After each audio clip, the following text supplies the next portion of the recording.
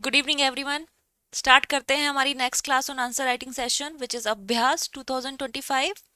आज का हमारा टॉपिक है पॉलिटी। पॉलिटी हमारे पेपर 2 का पार्ट ए है। 150 मार्क्स होता है जैसे कि बाकी क्वेश्चन पेपर्स हैं, बाकी हमारा पैटर्न है। अब आज की क्लास में हम पॉलिटी पेपर से रिलेटेड बेसिक अप्रोच कैसे फॉलो करना है, कुछ सर्टेन पीवाईक्यूज और कुछ क्वेश्चन की फॉर्मेटिंग आपको मैं यहाँ पर दिखाने की कोशिश करूंगी, ताकि हमें हमारे आने वाले एग्जामिनेशन में अभी जितने भी दिन बचे हैं इसको डील करना और इसको अब आगे कैसे रीड करना है और किस प्रकार की अप्रोच फॉलो करना है इसमें आसान हो जाए। ठीक है, देखिए पॉलिटी में सबसे बड़ी चीज़ ये है कि अभी से आपको जैसे सिलेबस दिख रहा होगा बैक साइड पे, थोड़ा सा आपको फेड दिखेगा। नो डाउट आपके हाथ में एक सिलेबस होना चाहिए क्लियरली। ठीक, हमारे पॉलिटी में भी 5 यूनिट्स हैं। इन 5 यूनिट्स में सबसे अच्छी बात है कि इनकी इसके 3 डायमेंशंस आपको देखने को मिलेंगे। एक आएगा आपका इंडियन पॉलिटी, एक आएगी एमपी पॉलिटी और एक सेक्शन आता है इसका थिंकर्स का। ठीक है, ये कुछ बिगर सेक्शंस हैं जो आपको पॉलिटी में डील करने हैं।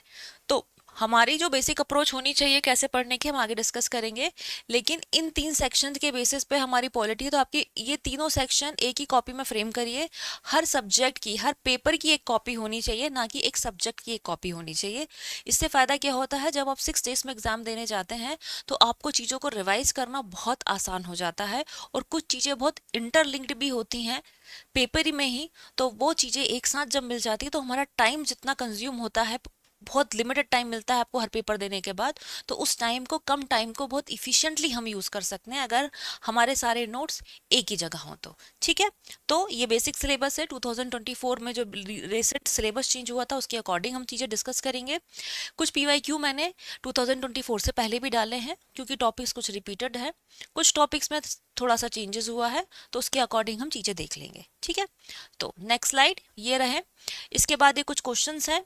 इन क्वेश्चंस को हम आने वाले टाइम में अभी थोड़ी देर बाद डिस्कस करते हैं किस टाइप के क्वेश्चन है। इन क्वेश्चन से पहले बेसिक अप्रोच क्या पॉलिटी की होनी चाहिए, पहले उस पर बात करते हैं। ठीक है, जैसा कि मैंने अभी आपको बताया कि पॉलिटी को हमें 3 डायमेंशन में पढ़ना है। एक इंडियन पॉलिटी, ठीक, एक एमपी पॉलिटी और दूसरा आता है हमारा थिंकर्स वाला सेक्शन। ठीक है, last I would suggest you all कि जो आपका थिंकर्स वाला सेक्शन है ना, इसको आप सबसे पहले प्रायोरिटी बेस पे कंप्लीट करिए।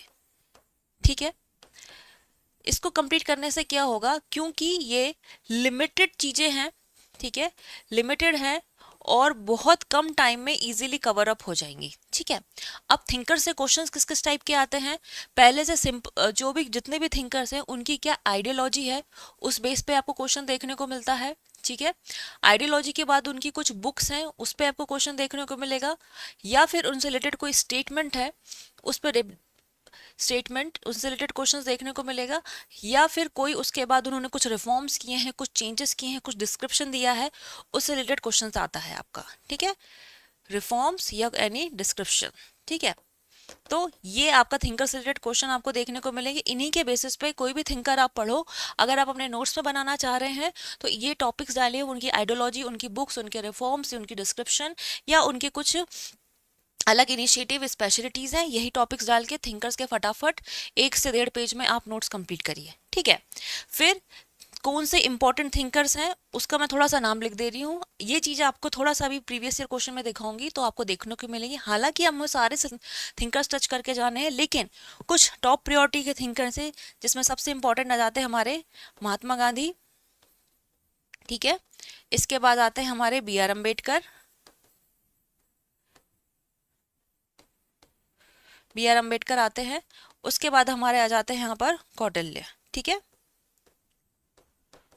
तो इनसे रिलेटेड जितनी भी चीज़ें हैं आपको प्रॉपरली मेंशन करनी है, क्योंकि जहाँ तक आई कैन सी दैट आपके सिलेबस में प्रॉपरली मेंशंस हैं कौटिल्य, देवी अहिल्याबाई होलकर, महात्मा गांधी, जवाहरलाल नेहरू।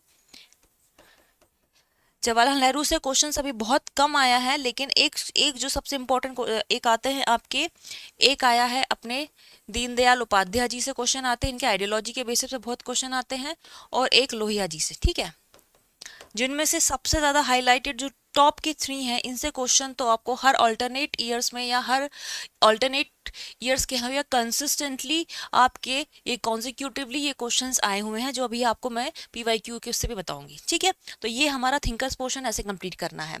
नेक्स्ट हमारा स्टार्ट करते हैं MP पोर्शन।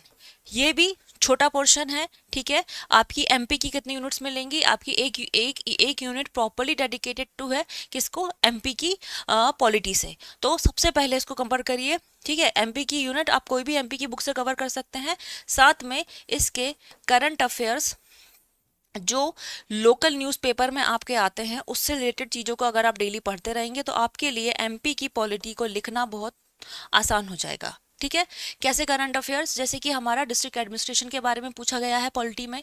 ठीक है, तो डिस्ट्रिक्ट एडमिनिस्ट्रेशन वाली जो चीज़ें हैं उसको आप डे टू डे में अगर आप पेपर पढ़ते हैं कि भाई आज कलेक्टर ने ये करा, इस टाइप की मीटिंग है, सचिव ने ये मीटिंग बुलाई, ये क्राइटेरिया होता है, इसको इनके पास इन शक्ति का उपयोग करके, इन पावर्स का यूज़ करके उन्होंने ये डिसीजन लिया है या वो डिसीजन लिया है। तो ये सारी चीज़ें जब आप डेली न्यूज़पेपर में पढ़ते हैं, उससे रिलेटेड अगर कोई क्वेश्चन आता है तो उस क्वेश्चन को, उस एग्जाम्पल को या उस समझ के साथ अगर आप आंसर राइटिंग करते हैं और उस चीज को आप अपने आंसर में कोट करते हैं तो आपके लिए चीजें लिखना बहुत आसान हो जाता है।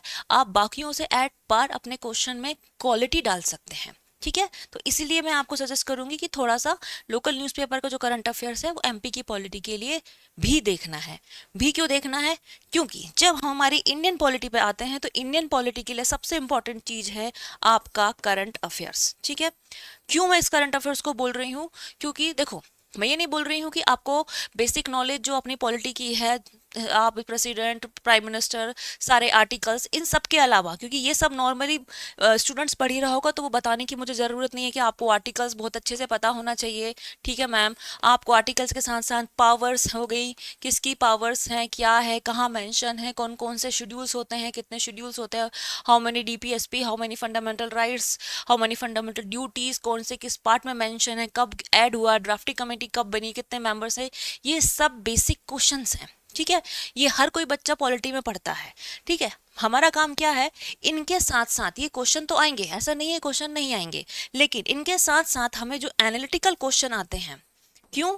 क्योंकि अभी आपने कुछ टाइम से देखा होगा कि जो पॉलिटी का पेपर है वो थोड़ा सा एनालिटिकल पेपर आ रहा है। ठीक है, अभी मैं आपको कुछ एनालिटिकल क्वेश्चंस बताऊंगी, वो कैसे आपको डील करने हैं with the help of core polity. ठीक है, तो एनालिटिकल बेस पे क्वेश्चन आ रहे हैं, आपको करंट अफेयर्स पता होना चाहिए।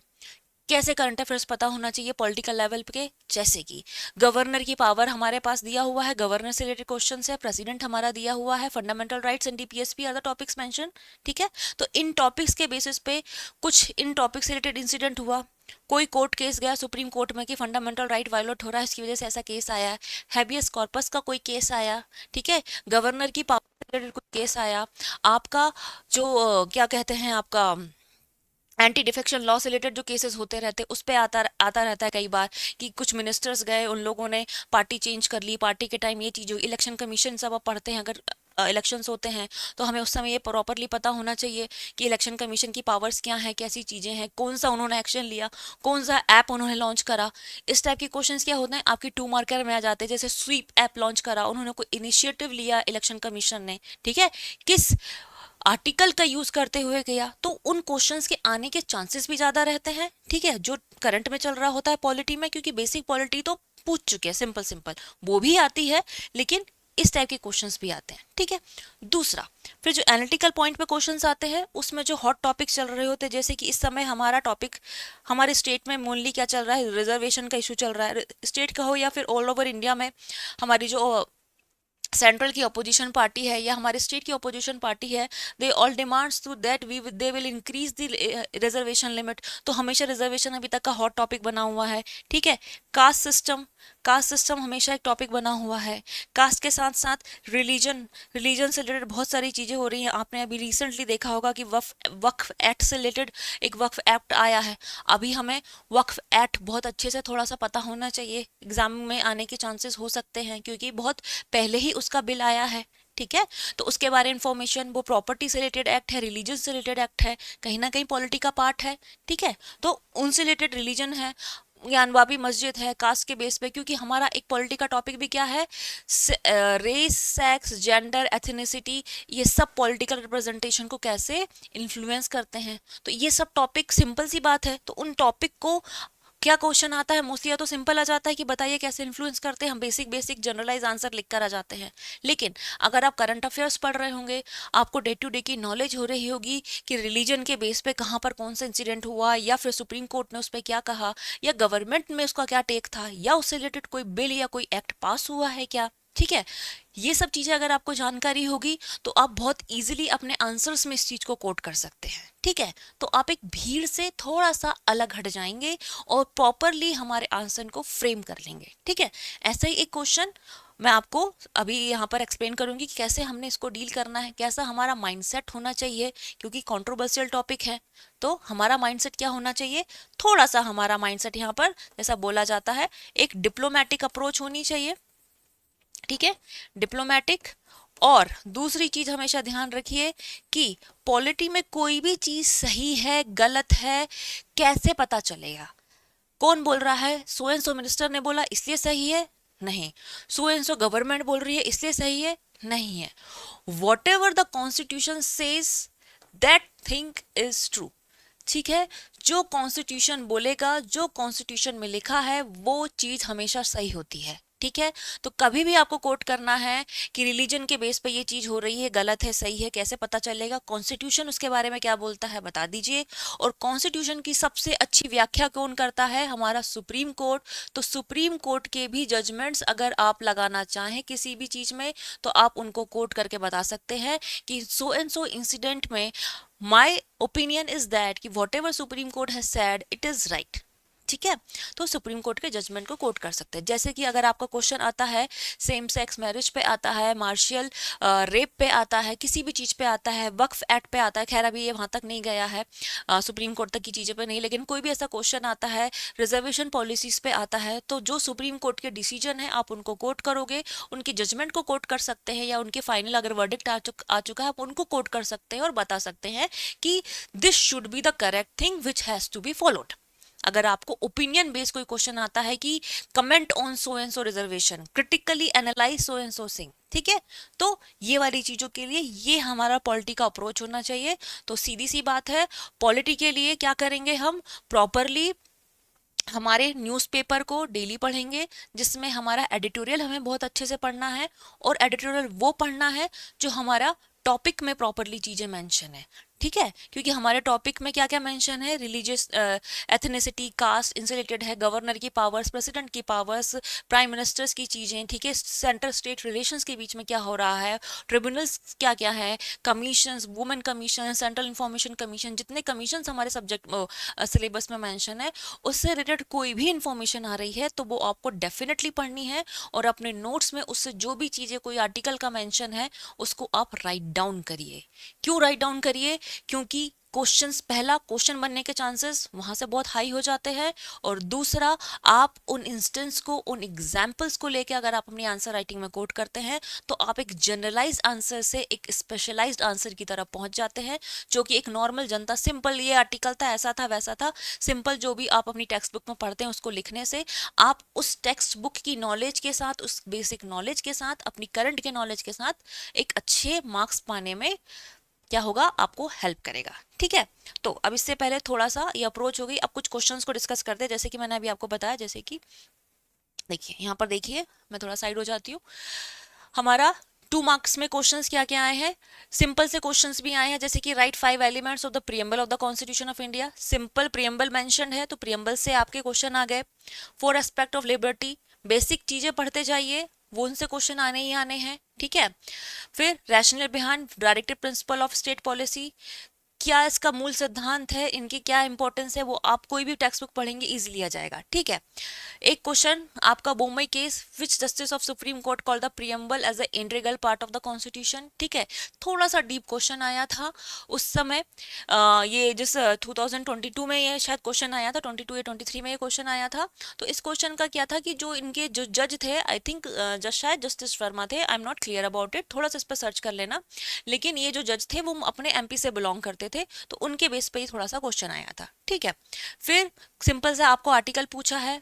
फिर ये जो क्वेश्चन आया है 1.4, political parties are the pillars of modern politics, which scholars has mention this. तो ये वाला चीजें अगर आपने थिंकर्स बहुत अच्छे से पढ़ी होगी तो ये वाली चीजें आपको क्लियर हो पाएंगी, ठीक है। उसके अलावा 4 members of the constitution, what is राजनीतिक न्याय, political justice mention in the constitution, ये भी हम आगे डिस्कस करने वाले हैं, ठीक है। आगे बढ़ते हैं। फिर कुछ 7 मार्कर के जो क्वेश्चंस है उसमें आपको 2 चीज आपको देखनी पड़ेगी, ये वाले क्वेश्चंस पर थोड़ा फोकस करिए। Indian politics make a shift from politicisation of caste to castisation of politics, थोड़ा सा एनालिटिकल क्वेश्चन आया है, इसको अभी हम लोग डील करेंगे। Next, what do you think coalition are the key characteristic of a party politics at the centre and the state. इसमें भी क्या डू यू थिंक, ठीक है। अब देखिए जहां डू यू थिंक आ रहा है, क्रिटिकली एनालिसिस आ रहा है, एक सिंपल चीज को उन्होंने एक स्टेटमेंट दे दिया, उसको एक्सप्लेन करने की चीजें आ गई हैं। अगर ये चीज आपको अच्छे से नहीं पता होगी, आपने इस प्रॉपरली इसका जिस्ट नहीं समझा होगा, तो आपके लिए ये लिखना बहुत मुश्किल हो जाएगा, ठीक है। जैसे कि चलिए ये वाला तो हम डिस्कस करने वाले हैं। क्या लिखा है, coalitions are the key characteristics of party politics at the centre and the state, ठीक है। तो कोalition गवर्नमेंट, ये वाली चीज आप कैसे देख पाएंगे कि कोalition इसकी की क्या कहना चाहिए, इंपॉर्टेंस हो गया है कि नहीं हो गया। तो ये कैसे पता चलेगा आपको, कोalition गवर्नमेंट कैसे होती है, क्यों होती है, उसके क्या फायदे हैं, क्या नुकसान है, ठीक है। ये चीज अगर आपको अच्छे से नहीं पता होगी तो क्या आप इस चीज को डील कर पाओगे। और उन्होंने क्या पूछा, डू यू थिंक, ठीक है। मतलब आपको इसमें अपना वर्डिक्ट देना है कि यस क्या है, coalition are the key characteristic of politic party, ठीक है। या फिर ये भी बोल सकते हैं नहीं कोalition नहीं है, सिंगल पार्टी रूल भी है, आपको दोनों में से कोई भी आप स्टैंड ले सकते हैं, ये आपके ऊपर है। लेकिन आप जो भी स्टैंड लेंगे उसके लिए आपको अपना क्या कहना का इलस्ट्रेट विथ एग्जाम्पल, और उसको प्रॉपरली आपको प्रूफ करना पड़ेगा कि कोalition कैरेक्टरिस्टिक है पार्टी पॉलिटिक्स की, या फिर एक सिंगल पार्टी रूल भी हो सकता है, ठीक है। तो इसमें स्टैंड आपका जो भी हो उसका एग्जाम्पल दीजिए। अगर आप कोalition गवर्नमेंट लेते हैं तो कोalition गवर्नमेंट के क्या फायदे होते हैं आप बताइए कि ठीक है। मैक्सिमम आप एरियाज में देख सकते हैं, मैक्सिमम स्टेट में कोalition गवर्नमेंट फॉर्म कर रही है, मैक्सिमम गवर्नमेंट का बताइए। आपको लगता है सिंगल पार्टी रूल ज्यादा हो रहा है तो सिंगल पार्टी के रूल्स के हिसाब से उसको इलस्ट्रेट करिए, ठीक है। तो 7 मार्कर में मोस्टली क्वेश्चन क्या है, एनालिटिकल व्यू में यहीं से आना स्टार्ट हो जाते हैं। फिर जैसे मैंने आपको बताया था, Kautilya is a very important thinker, क्या है, discuss the diverse aspects of politics and statecraft describe in Kautilya's Arthashastra. Kautilya को पढ़ना है तो उनकी अर्थशास्त्र में जो जो भी चीजें मेंशन है आप उसको पढ़िए, आपका कौटिल्य बहुत इजीली कवर्ड हो जाएगा, ठीक है। फिर Ambedkar mean by social democracy, ठीक है। ये पबेट का क्वेश्चन है, नॉट इंपॉर्टेंट, ठीक है। आगे बढ़ते हैं। नेक्स्ट यहाँ पर आपके जो 11 मार्कर के और अभी रिसेंटली जिनको 10 मार्कर में बोला है उन क्वेश्चंस में देखिए, ये इसमें बेसिक क्वेश्चन भी आएंगे आपके, और जो है मैंने एनालिटिकल अप्रोच बोला है वो क्वेश्चन भी आएंगे। जैसे कि हमारा फर्स्ट क्वेश्चन देखते हैं, critical note on Indian constitution, ठीक है। तो क्रिटिकल नोट है, क्रिटिकली एनालाइज है, ये हम नेक्स्ट क्लास में कवर कर लेंगे कि इन सारे टॉपिक्स रिलेटेड अगर आप लोग डिमांड करेंगे तो I make a video related to what are the basic approach towards the keywords, ठीक है। तो ये कौन कौन से कीवर्ड्स, इन पे कौन कौन सी बेसिक अप्रोच होनी चाहिए, हम इस पे बात कर लेंगे, जैसे क्रिटिकल एनालिसिस, डिस्कस, एक्सप्लेन, इन सब चीजों पे, ठीक है। तो यहाँ क्या बोला है, क्रिटिकल नोट। तो जब भी क्रिटिकल वर्ड आ जाए तो क्रिटिकल का मतलब होता है, अब यहाँ के लिए समझ लेते हैं कि आपको क्या करना है, पॉजिटिव और नेगेटिव दोनों चीजों को बताना है, ठीक है। और लास्ट क्लास में हमने 10 मार्कर के लिए अप्रोच तो फॉलो करी रखी थी कि इंट्रोडक्शन, बॉडी और कंक्लूजन तीनों चीजों को यहाँ पर क्या करना है, लेके चलना है, ठीक। फिर एक्सप्लेन द कंटेंट जाने दीजिए।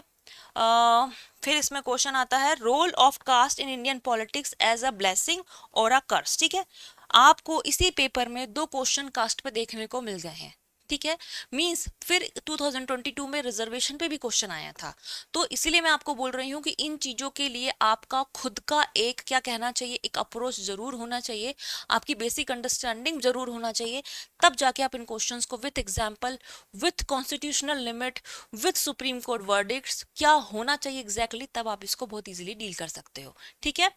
फिर fundamental rights and directive principle state are complementary each other. Fundamental right और डीपीएसपी पे एक क्वेश्चन आना पक्का है, वो 7 मार्कर में आए चाहे 10 मार्कर में आए।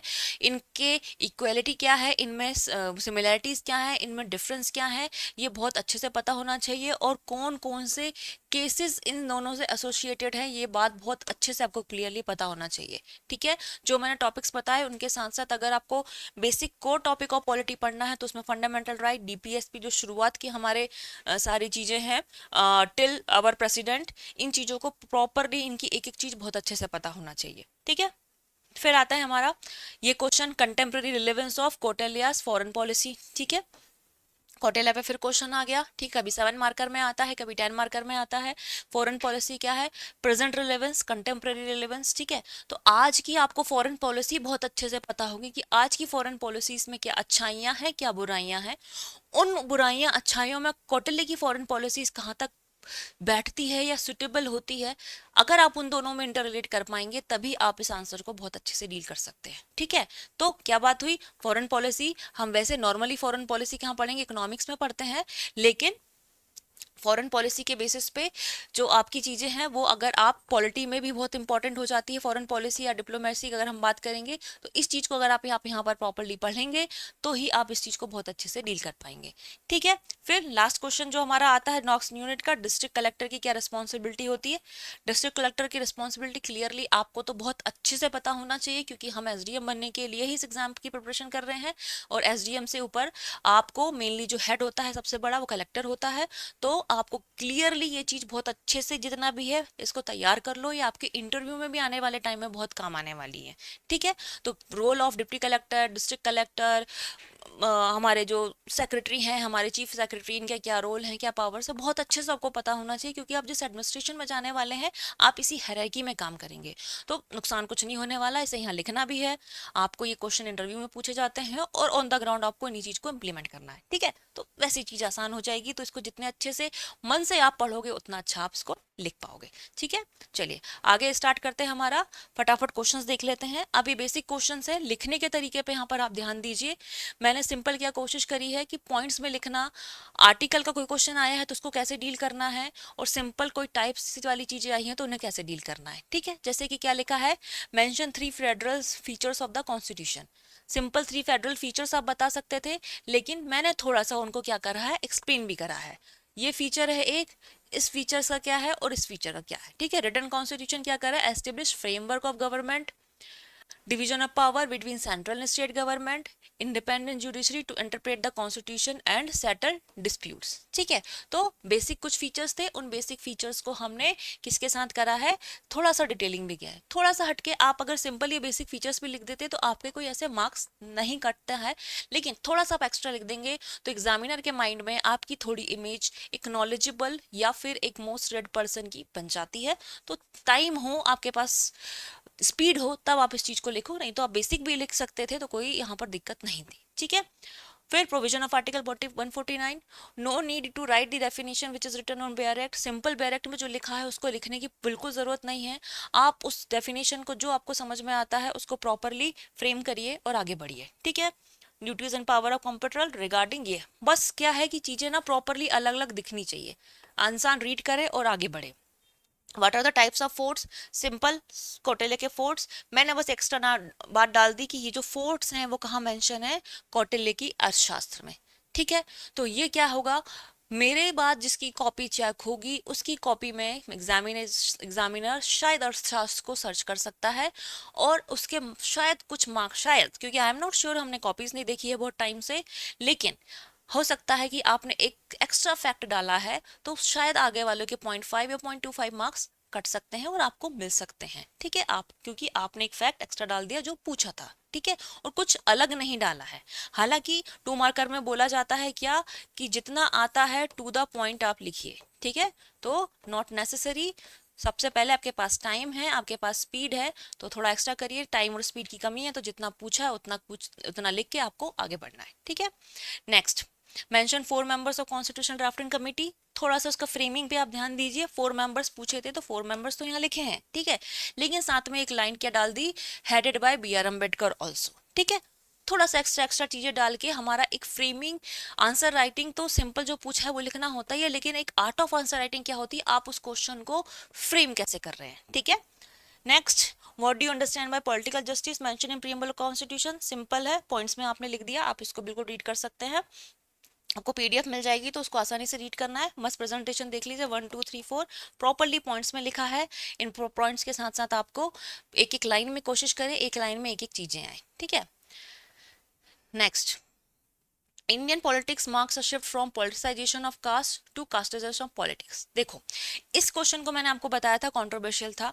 इस क्वेश्चन के लिए क्या समझ में होनी चाहिए, आपको दो चीजें पता होनी चाहिए कि पॉलिटिसाइजेशन ऑफ कास्ट क्या होता है और कास्टिजाइजेशन ऑफ पॉलिटिक्स क्या होता है, ठीक है।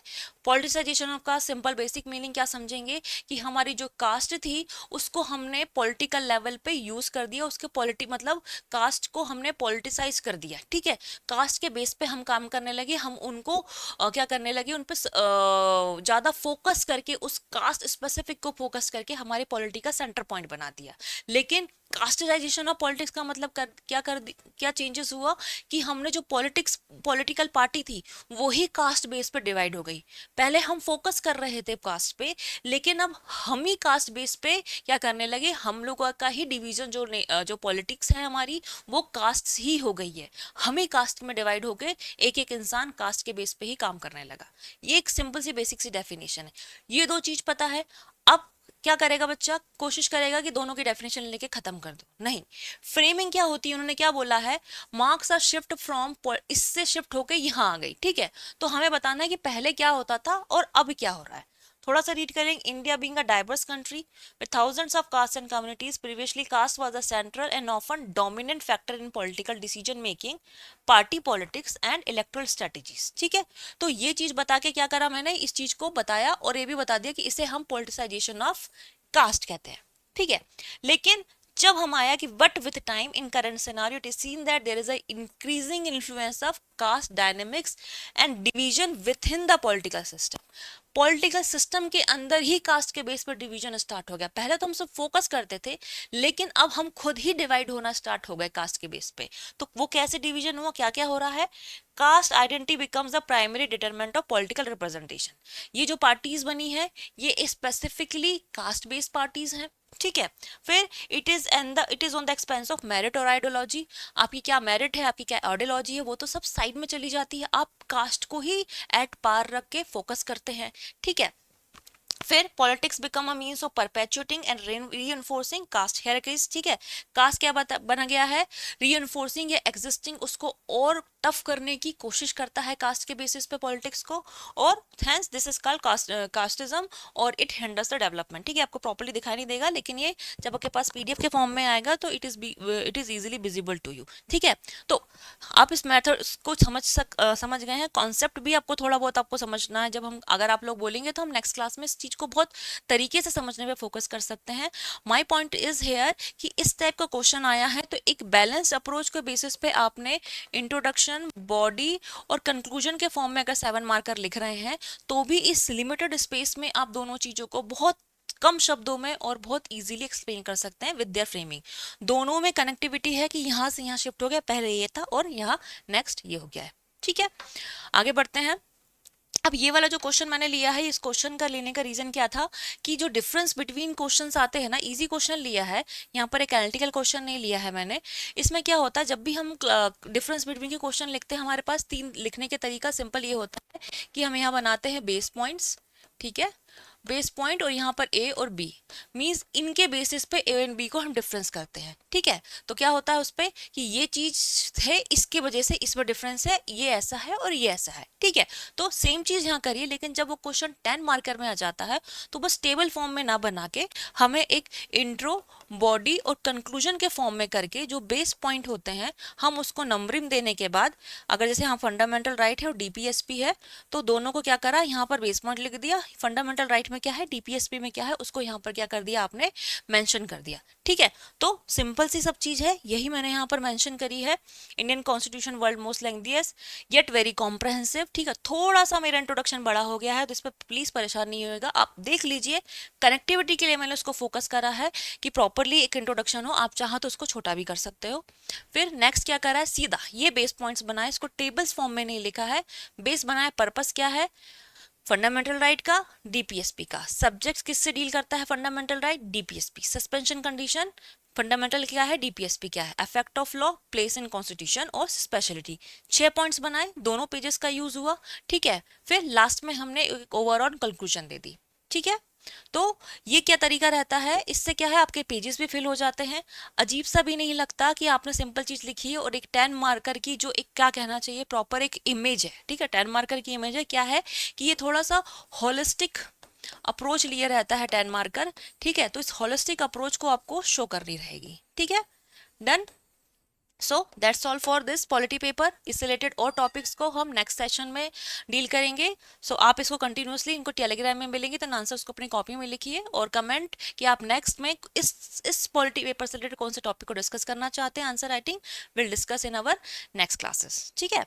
और बाकी continued with our champion square, आपको 14 अप्रैल को आना है, एक सेमिनार लॉन्च सेमिनार हम लोग का आयोजन कर रहे हैं, जिसमें हमारे जो मेंटर्स हैं, जो गाइडेंस है, रोशनी पाटीदार मैम, ज्वाइंट कलेक्टर धार एवं सुनील सर आके आपको गाइडेंस करेंगे। साथ ही साथ इस दिन एक फाउंडेशन बेंच भी लॉन्च हो रहा है, तो डू कम और 3 days का डेमो आपको जरूर लेना है। तो be visit on 14 April. Thank you so much.